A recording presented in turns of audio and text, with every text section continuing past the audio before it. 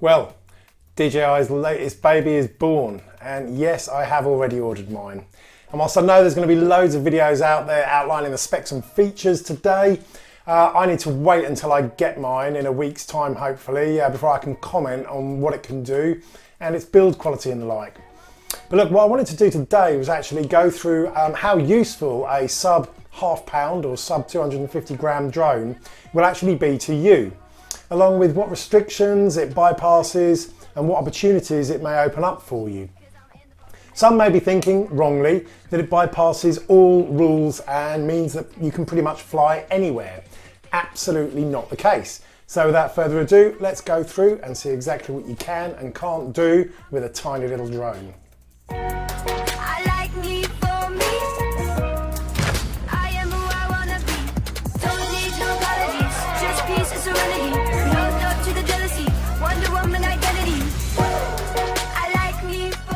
So, almost universally, the biggest rule it bypasses is the need for registration.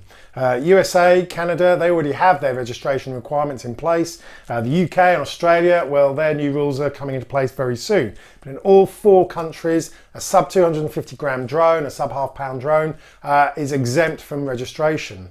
So no doubt about it, this is going to be the most universal advantage around the world, and it's certainly going to make life easier for owners in most countries. But the other big question is, what other restrictions does it bypass and where can you fly? Well, I'm actually going to start off in Canada. Canadians will probably benefit the most from this mini drone. Canada has some pretty brutal rules for anything above 250 grams. But crucially, they very clearly state micro drones under 250 grams do not fall into the basic or advanced categories, meaning you won't need to register, label, take your basic or advanced exam, or even get assessed by a flight assessor. This drone literally gives you the freedom to fly in almost all situations in Canada, as long as you are not putting people or aircraft in danger. So I reckon there's going to be plenty of Canadians lining up to buy this new little drone. Heading south, the USA also loses its requirement for registration, but not having quite such draconian rules in the first place, they don't have many to relax.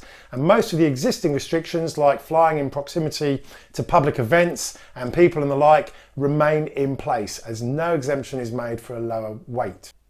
Heading back over the pond to the United Kingdom, I had confirmed by the CAA this week, the only exemption for a sub 250 gram drone is going to be the upcoming requirement to register and undergo the online training. Absolutely every other rule under the air navigation order will remain in place, meaning you will still not be able to fly within 150 metres of a congested area unless you've got an existing permission in place. And as this has a camera, it's still going to be classed as a surveillance unmanned aircraft or an SUA, and as such you still will not be able to fly closer than 50 metres to any person or structure not under your control, even though it's still reduced to 30 metres for takeoff and landing. So to be honest, in the UK, the size and lightweight and the avoidance of having to register or do the training are pretty much the only benefits. Hopping over the channel to France, well, France only requires registration for drones more than 800 grams. So there's actually no benefit being introduced by this new low weight.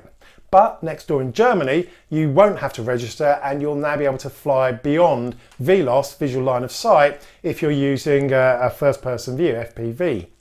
And you won't have to label the drone with a fireproof label anymore. Yes, that's one of Germany's more amusing rules, that your name and address be fixed with a fireproof label, so they presumably can still come after you after they've found the label in the smouldering ruins of the carnage that you may have caused.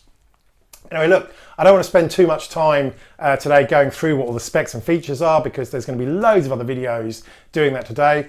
And like I said, until I've actually got it in my own hands, I don't want to comment on that. But I did want to make sure that you guys were aware of precisely what exemptions you're going to get through flying this little beast.